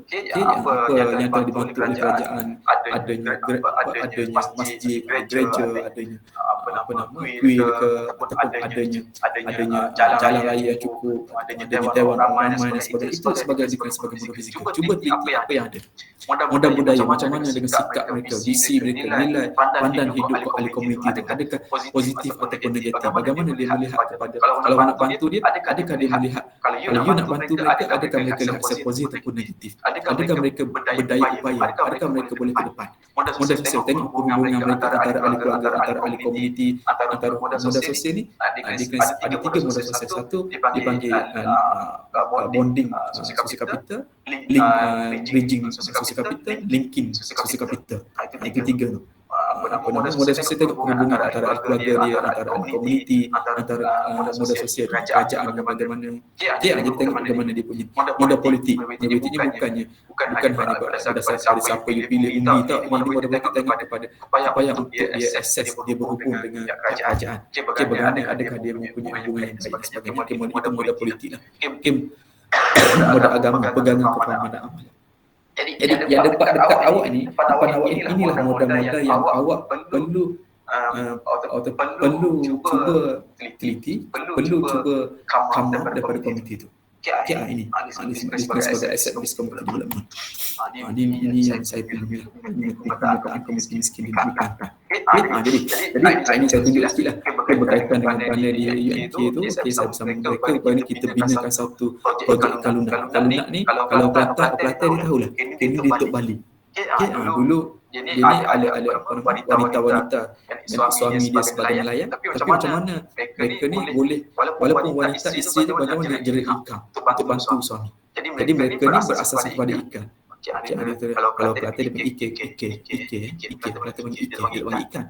Kalau tuan ni panggil ikan. Ikan tu, daripada ikan tu dia inovasikan. Dan mereka juga ada space ni antara projek-projek yang saya di expect. Buat di expect, projek ni kita bangunkan mereka. Kalau dulu mereka tidak ada apa, mereka hanya ikan saja, hanya ada ikan saja, produk saja, tapi kita extendkan produk pada space. Ni kalau dekat orang si Sungai Rual, orang jadi dia tahulah Sungai Rual ni. Kita buat mungkin capacity building, projek ladang pisang. Dia berasaskan kepada tisu culture punya, untuk punya. Projek ikan keli di Sungai Rual. Ni kalau orang Kelantan dia tahulah. Projek ikan bekok di Keti Tumpak. Kapah Abella. Dia tahulah. Daripada dulu dia tak ada satu perniagaan yang hanya biasa-biasa je, jadi kita cuba tingkatkan dan dia keluarkanlah produk-produk ni. Data itu penting. Jadi ini antara fungsi-fungsi Cina Purba yang mana saya paling tadi, kenapa you perlu positif dengan komuniti. Ini visi Cina Purba, pergi kepada rakyat. You sekarang pergi kepada komuniti, belajar daripada mereka, hidup bersama mereka. Hidup bersama mereka, mulakan dengan apa yang mereka sedia ketahui. apa yang dah mereka ketahui, cuba you mulakan daripada apa yang mereka sedia ketahui. Bandingkan dengan apa yang mereka sedia miliki. Sebaik-baik pemimpin, sebaik-baik sukarelawan, pekerja komiti, apabila tugas yang terlaksana dan kerja yang selesai, komiti itu akan berkata, kamilah yang melakukannya sendiri. Nampak tak? Kamilah yang melakukannya sendiri. Saya ulang sekali lagi, kamilah yang melakukannya sendiri. Betul, dia tak hargai kita ke? Dia tak kenal budi ke? Dia tak kenal jasa kita? Tahu. Inilah salah satu daripada yang mana keras sekali sebenarnya bila rakyat komiti berkata begitu, sebenarnya dia tidak secara langsung you telah bangunkan komiti itu. Okey, Alik, you ada banyak lagi kerja komiti lain yang you perlu buat. Takkan nak tunggu satu komiti je. Pergilah bantu komiti yang lain. Sebab dia katakan bahawa akhirnya mereka akan berkata, kamilah yang melakukannya sendiri. Sedangkan Alik sebelum ni bukan main gitu komuniti, tapi kena bersama dengan mereka. Bersama bantu mereka tu bukan dia sendiri yang buat kerja, tapi bersama-sama dengan komuniti. Bila dia bersama dengan komiti, maksudnya you telah perkasakan komiti. Kalau komiti katakan begitu, sebenarnya saya rasa you telah perkasakan komiti. Maksudnya selesai tanggungjawab you bagaimana bangunkan komiti. Biarkan mereka untuk teruskan. Alik banyak lagi kerja lain buat Alexander. Adanya banyak lagi komiti-komiti yang masih perlukan menagih simpati you untuk dibantu. Itu. Okey, saya teruskan Okey. Jadi dia sumber lah, saya dah cerita pelan tadi, dapat rasa sama ada sumber dalaman atau pengeluaran. Perlu menyediakan suatu sistem jaringan. Jaringan cukup penting ni, cukup penting. Sebab you tak boleh nak duduk seorang-seorang, you tak boleh nak kerja seorang-seorang, you perlu jaringan. Jaringan ni maksud saya bukan you hanya bekerja dengan komuniti, tapi juga dengan luar komuniti. Okey, jadi baru masuk ni. Okey. Dengan adanya jaringan baik, komiti akan menjadi sumber yang boleh membantu menjayakan matlamat pembangunan mereka dan membantu meningkatkan kapasiti mereka. Okey, ini menunjukkan jaringan cukup penting. Saya kata bahawa banyak faedah yang didapat. Okey, satu jaringan baik antara sektor awam swasta dan komiti dapat mencapai objektif menjalankan kerja komiti sendiri. Okey, kesimpulannya masalah adalah sesuatu perkara yang tak boleh dielak dan you perlu tangani. Okey, masalah yang tidak ditangani sebab mungkin akan menunjukkan masalah sosial yang lain. Kalau tidak selesaikan masalah utama itu, dia akan menyebabkan masalah-masalah yang lain. Dia akan membuka akan benarnah. Kumpulan hidup dan kumpulan sosial merupakan antara perkara penting dalam menangani masalah dan komuniti. Perkembangan baik dalam menghadapi masalah komuniti maka aset penting bagi kerja komuniti. Dan sebenarnya ialah komunikasi merupakan satu perkara yang cukup penting untuk supaya you menyampaikan proses pertolongan, dibantu komuniti dengan baik. Penerimaan mereka. Komunikasi baru dari sudut verbal dan non-verbal. Okey, saya rasa itu saja untuk kali ini. Okey, ada soalan? Jadi yang ni saya dah cover kaitan masalah sosial, macam mana perspektif masalah sosial. Okey, macam mana nak bekerja komuniti, apa sumber yang perlu ada, apakah kamera-kamera yang perlu ada untuk bekerja dengan komuniti. Sebenarnya sekolah komuniti untuk bekerja dengan komuniti. Bukan hanya you tahu komuniti macam tu, tapi you perlu ada nilai dan juga bagaimana nak bekerja dengan komuniti. Itu juga penting. Okey, ada soalan? Izzaida ada soalan?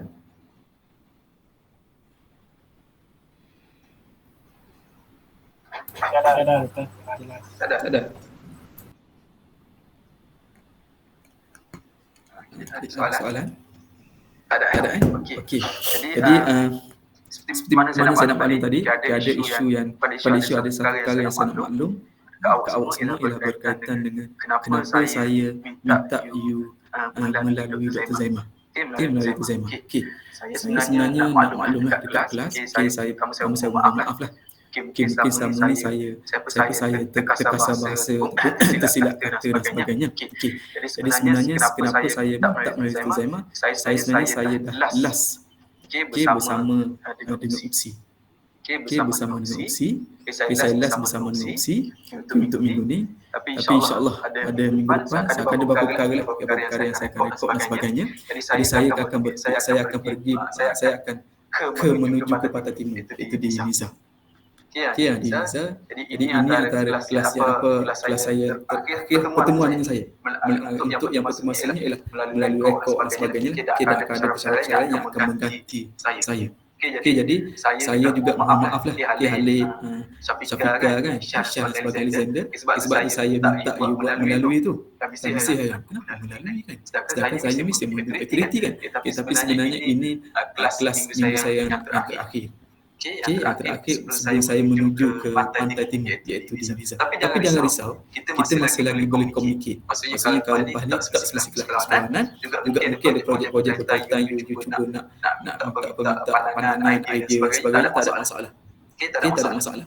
Tak ada masalah untuk kita berkomunikasi, jangan risau. Dan saya still lagi akan bantu you sehinggalah sampai akhir sem. Bersama dengan pensyarah yang satu lagi lah yang akan bersama-sama dengan you. Nak join kita tak apa, jangan risau. Nanti kita akan buat satu projek. Kalau ada inisiatif, kita buat satu projek antara PC dan Rizal, kita buat satu projek di KL. Jangan risau. Mana-mana tempat lah. Kita sebar luaskan jaringan. Sebab tu saya maklum juga ini yang mana yang sebab saya tak boleh nak akses dah. Nak akses direct pada sistem dan sebagainya. Jadi ini antara minggu dah saya lah kat sini.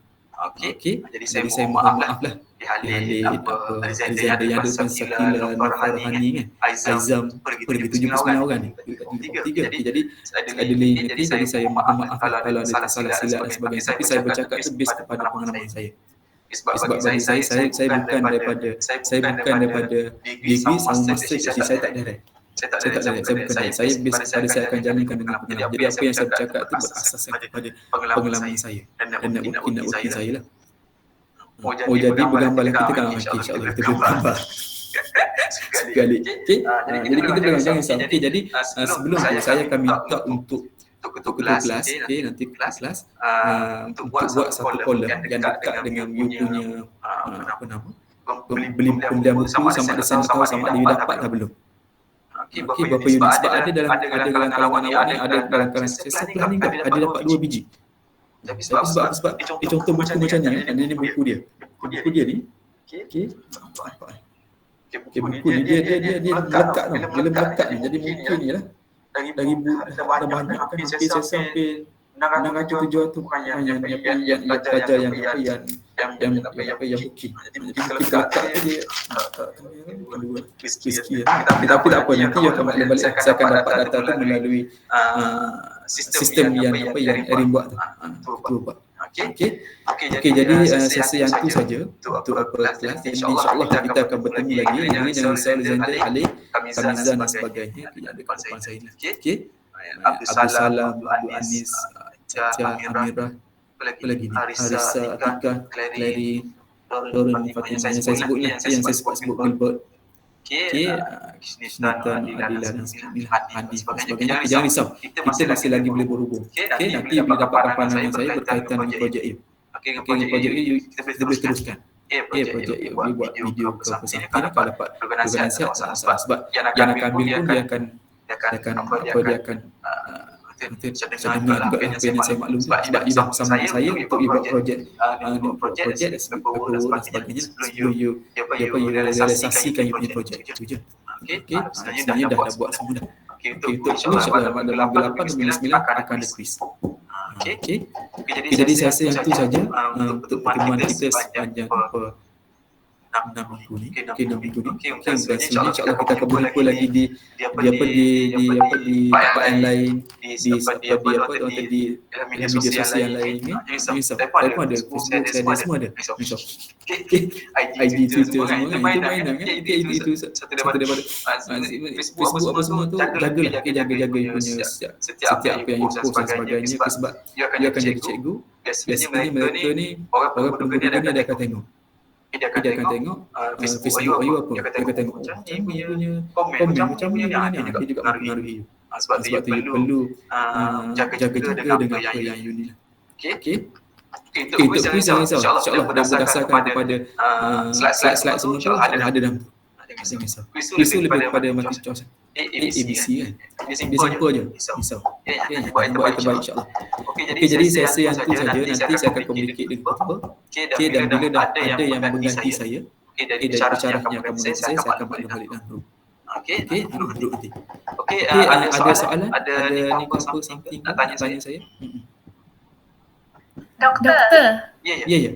Jadi hari ni lah last daftar mengajar. Ya, saya last dengan you all semua hari ni. Bye. Tapi untuk Ian untuk Ian rekod apa nanti akan menyusul lah. Sebab tu biasanya you akan habis sampai kalau ikut buku tu you akan habis pada minggu yang you akan topik yang ketujuh, and then sebenarnya you akan buat projek. Sebab tu saya akan ada buat, saya akan rekod lah. Saya akan rekod untuk you dengar berkaitan dengan topik-topik tak ada banyak dah topiknya. Okay. Perform quiz chapter 1 dan 2. So ribas chapter 1 2 je. Okey. Boleh. Dalam performan.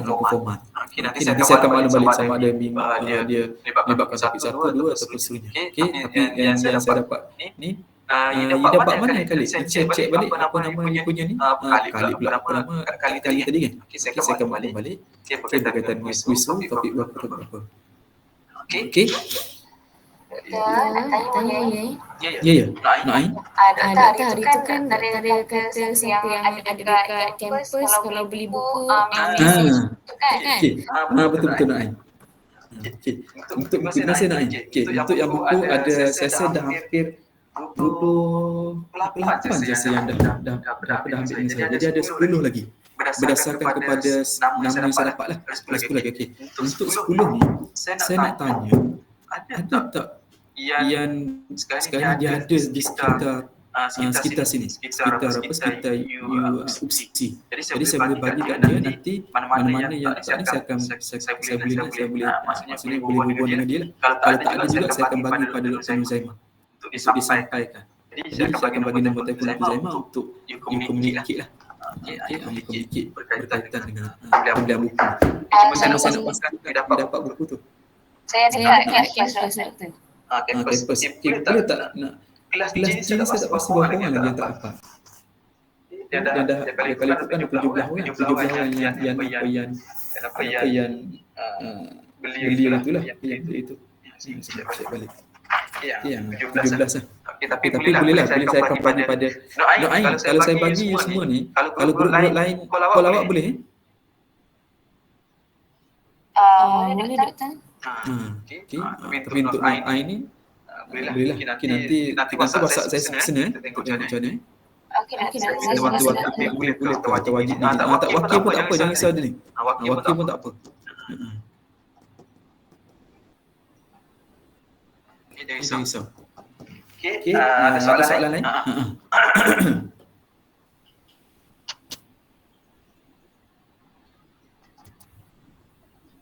Okey, tak ada soalan ke? Okey. Jadi saya rasa itu saja untuk pertemuan kita daripada minggu pertama sampai minggu ke-7 ni. Okey, jadi saya harap kita akan bertemu lagi, jangan risau. Teruskan dengan kerja segala walaupun dah tak lagi ambil paper segala. Sebab apa? Bagi saya apa yang you buat ni sebenarnya dia akan menjadi ikutan untuk anak-anak you nanti. Sebab itu kita sebab kebaikan sebab dia akan menjadi ikutan untuk anak-anak cucu you lah. Okey, itu. Jadi sentiasalah buat kebaikan. Okey, kalau ada negatif semua, fikirlah secara positif. Jadi buat yang terbaik untuk kuis nanti dan juga untuk you punya exam nanti dan sebagainya. Exam ni dah dapat exam dah. Jangan risau, kita pun tak ada exam.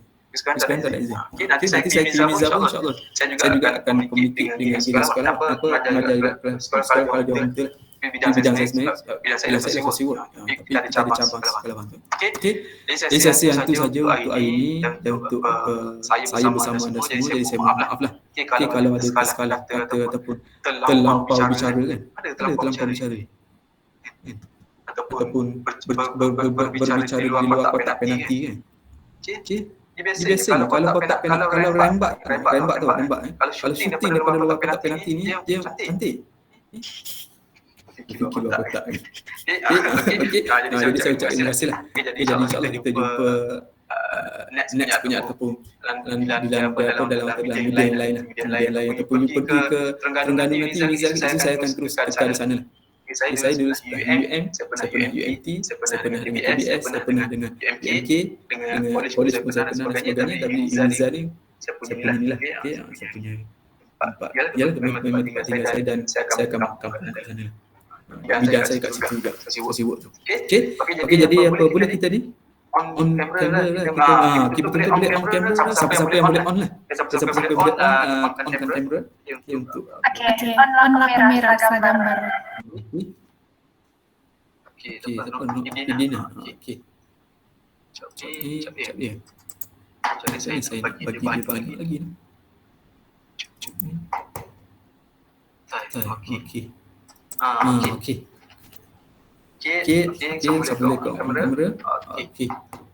Okey, 1, 2, 3. Okey. Okey, 1, 2.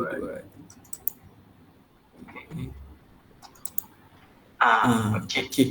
Satu saja. Untuk ini. Jadi apa-apa kita akan sesi komunikasi, jangan risau. Amin. Okey, kita akan sesi komunikasi, jangan risau. Jangan risau, insya-Allah.